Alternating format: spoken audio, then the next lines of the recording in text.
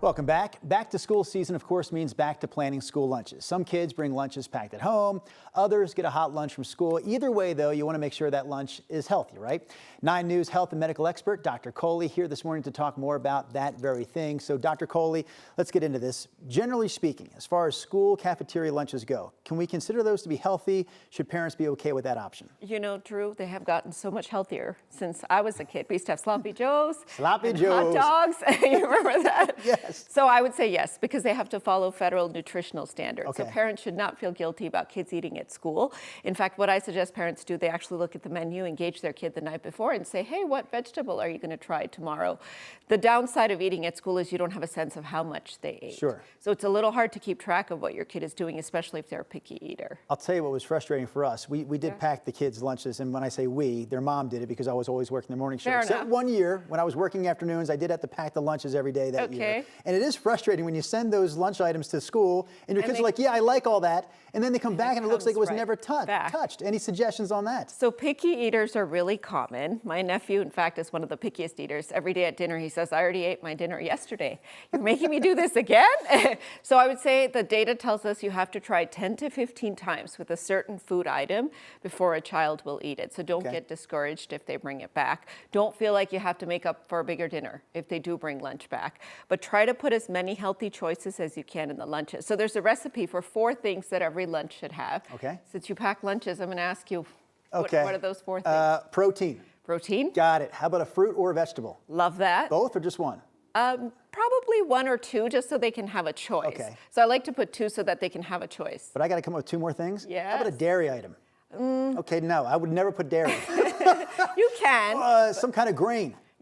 Whole grain. Oh my gosh. And then something to wash it down with. A healthy fat. But I do like the idea of adding water. Okay. So sometimes we forget that water is one of the 5 things every school lunch should have. So some sparkling water. Parents end up putting juices or sugary drinks, and I think that's a bad idea because that sugar really does kill your appetite, causes a crash after lunch.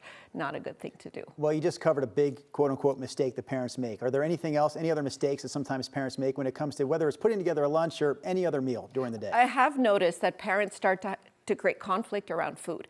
You have to eat that broccoli before you get up from the table. I did that stuff, yes. And so what that does is it creates an antagonistic relationship with food. Kids don't like that. So instead, you put broccoli and 2 other vegetables, and if they eat 1 out of 3 vegetables, that's a win. So do not create conflict around food. The other thing that parents do is they always say we have to take away the cheese puffs and take away the cereal, and instead of taking away, add. Because then children have healthy choices, and they also don't feel like they're being deprived. One of the things in the modern kids' diet, there's not enough fiber.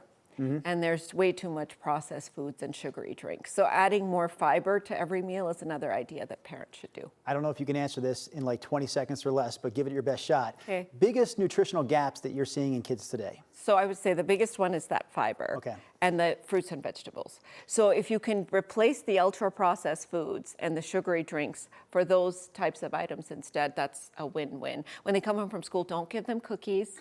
Don't give them popcorn. I don't know what your kids ate when they came home from school. In defense of my kids, they were not picky eaters. They claim the reason they often came home with so many items still in their lunchbox is they didn't have enough time to actually eat it. Because they were too busy doing homework at school, right? There you go. Yeah.